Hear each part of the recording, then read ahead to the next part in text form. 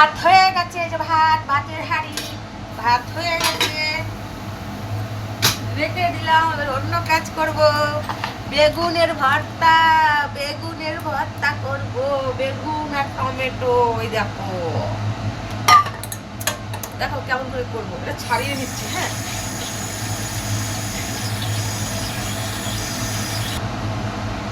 দেখো বেগুন ছাড়িয়ে নিয়েছি, বেগুন ছাড়িয়ে নিয়ে বেগুনটা ফুলে গেছে।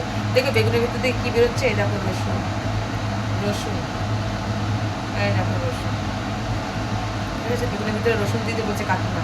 এবার দেখিনি বেগুনের ভিতরে পোকা আছে কিনা। পোকা কেমন করে দেখবো, এই দেখো চুপ করে ফাঁক করে দেখে নিলাম বেগুন পোকা আছে নাকি। বেগুন একদম সলিড, বেগুনের থেকে রসুন বেরোচ্ছে, এই দেখো গোটা রসুন।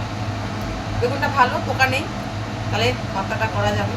চোখ বন্ধ করে টিপে দিলাম, বেরিয়ে গেল। এর মধ্যে এবার দেবো কি, পেঁয়াজ, কাঁচা লঙ্কা, রসুন তেলের মধ্যে দিয়ে করবো। দিতে থাকবো, এটুকুই থাক।